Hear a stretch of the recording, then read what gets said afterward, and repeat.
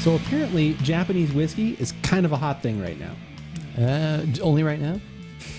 It seems like it's become a hot thing the last gaining 4 or 5 years at least. Like we've it's gained more traction. Where Seems it was like because it won, like I said, some different ones. Being very non-specific with the distilleries, but there were some that all of a sudden it was like, oh my god, this won at this Scotch competition, and this won at this San Francisco Gold competition. Right. All of a sudden, it's come out of the woodworks to be kind of a major player in flavor profiles that people are looking for and something new and unique. And it's definitely has hit well here on YouTube. We appreciate that. We've done a couple different Japanese whiskeys. That's true. One from Trader Joe's. Yes. One from another distillery. Like I said, that they got pretty high marks for. It was very different. Yeah. They've all been kind of unique. So I asked you the other day. I said, "Would you mind? Would it be okay? Is it all right? If I want another bottle of Japanese whiskey, like something different, I'm reading some articles again. I read an article again, see how this happens. This article thing has happened a lot lately. It has happened a lot lately. We're seeing a lot of this. But yeah, I read an article. I said, this one seems kind of popular. Should we try it? And you said, yeah. No, I said yes. We should. We should. We should. So that is what we've got. We've got a Japanese whiskey for this. Give it a shot. I'm Andrew. And I'm Keith. And we are AboutBeverages.com. And the beverage that we're about today is the Mars Shinshu Distillery Iwai Tradition Whiskey.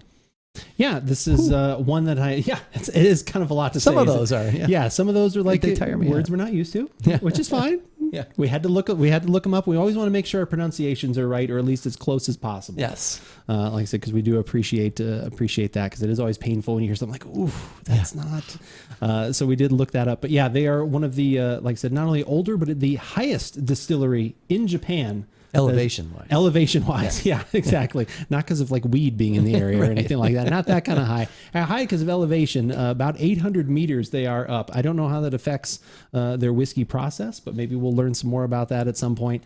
But this one's aged in a few different types of barrels, which is kind of an interesting take on things.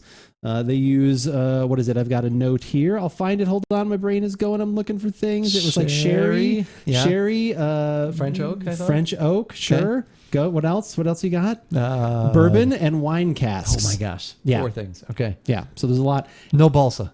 No balsa wood. No balsa wood. No okay. balsa wood. Right. Oh, yeah. I'm also seeing talk of peat smoked some malts in there, some peat. Okay. So that's going to be interesting because I wonder how much, based on, you can see the color here is very dark. Yeah. The last couple we have had, like I said, either the Trader Joe's one or the Kikori. Yeah. Both of them much lighter than this. So we'll see how that plays into all of it. As you can see, I'm just opening this completely fresh. So we'll probably try and stall here a little bit as we give this time to open up. And as far as age designation, we fortunately were able to really narrow them down, and they were actually able to give us an age designation of 3 to 20 years. It's a wide range. 3 to 20. It is a very wide range. Like I said, at least it's 3 years. That's nice. Like I said, of the aging that they blend together. I could not find anything any closer. They don't even give that information on the bottle at all. So do that with what you will. Right. And like you had read actually an article that had talked about 3 of the Iwai whiskeys. Correct. Yes. Where'd you Costco or where'd you get this? I got this actually at Total Wine and More. This was right around $45. Okay. I've seen this as high as $60, and like I said, the one that was actually featured in the article I looked at was a black label, and I think it was either called number 43 or it had a number designation. But this one was also talked of quite favorably, so I thought, let's give it a shot. Let's do it.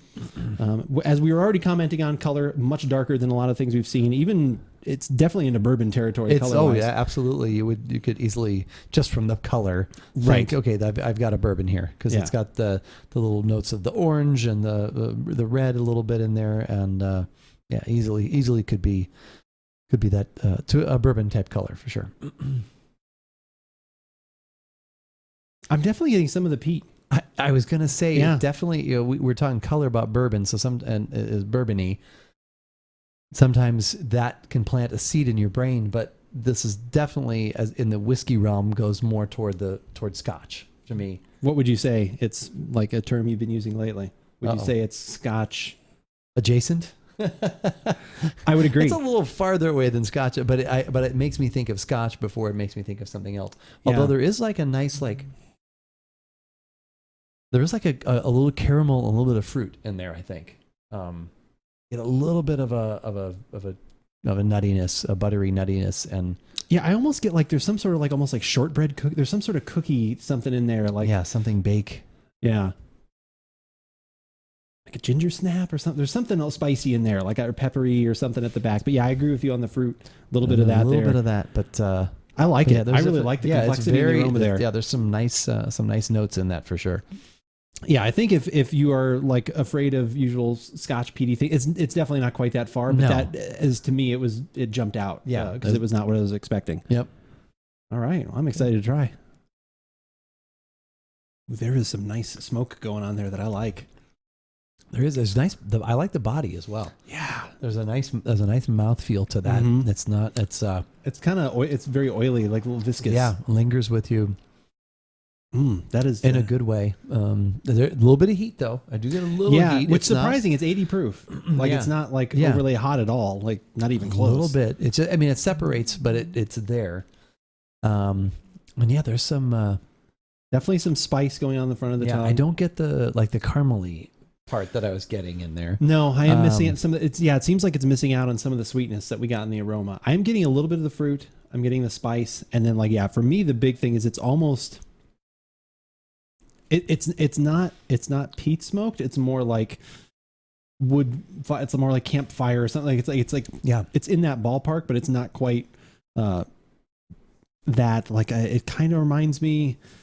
It's not quite like Lagavulin. It's not quite that far. Like when it comes to Scotch I know where you're going. Yeah, it's on that path. It is. It's exactly. You saw where the fire started, and then Lagavulin is actually where it ended and burned down the entire house. Which I like Lagavulin. Don't get me wrong, but like I said, it's like that. It's on that path where you're starting like, oh, I'm getting some, and I really like that. I was not expecting that at all. Yeah, that's a very pleasant surprise for me. I mean, we've only had a couple Japanese whiskey. You may have had something besides. Now it's number 3. Okay, it's definitely the most complex. Yes, the heaviest, and but yet easy.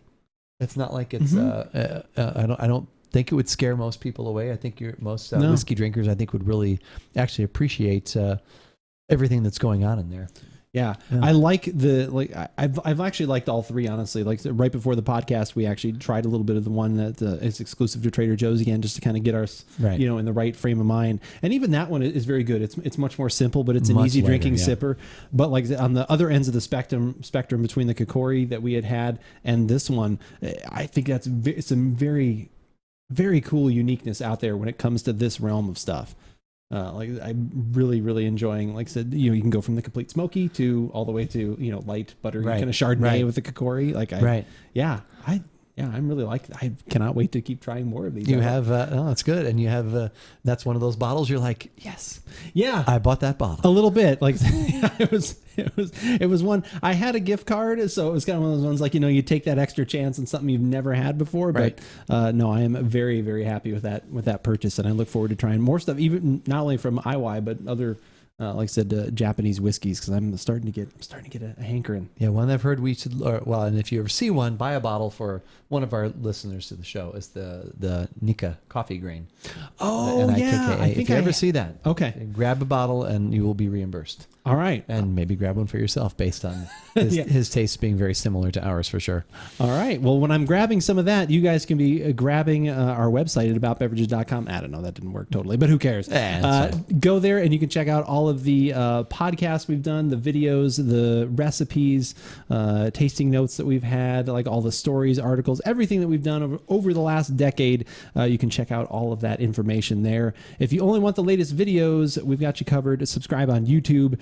You can see everything that we have done in video format, including the most recent stuff and our full-length podcasts that we do on Thursday nights. That is all up there now in archive format. Definitely go watch and let us know what you think. And let us know what other beverages you're trying and that we should be missing. Like, what are we missing out on? Is there a Japanese whiskey that you're really liking?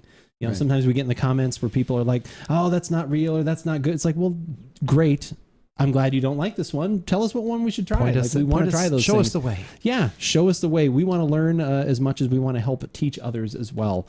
If you only want audio format, we've got you covered because you only can look at us so much. Google Podcast, iTunes, obviously Spotify, you can find us. If you have an app that you listen to your podcasts on, we will be there. Just search for About Beverages. Anything else? Well, of course, 3 pillars. Currently 3 pillars. Currently 3. Facebook, Instagram, and Twitter, the 3 pillars of social media. Twitter being the one we are the most active on. You can follow us. We'll let you know when we're about to go live on twitch.tv/AboutBeverages most Thursday evenings, right around 5:30 now Pacific time. Now Pacific, yes, very good. Nice. 8:30 Eastern, and fill in the blanks on all the other ones. But that's when we record our podcast. That's when we interact and have hang out for a couple of hours and chat with you, followers, subscribers, and just have some fun talking about lots of different things. Also, throughout the week, Andrew's going to let you know what he's doing as far as gaming and when he will be doing it. And that's how you can follow and keep up to date on what's happening at About Beverages. But as we always say, whether we like it or not, you should give it a shot.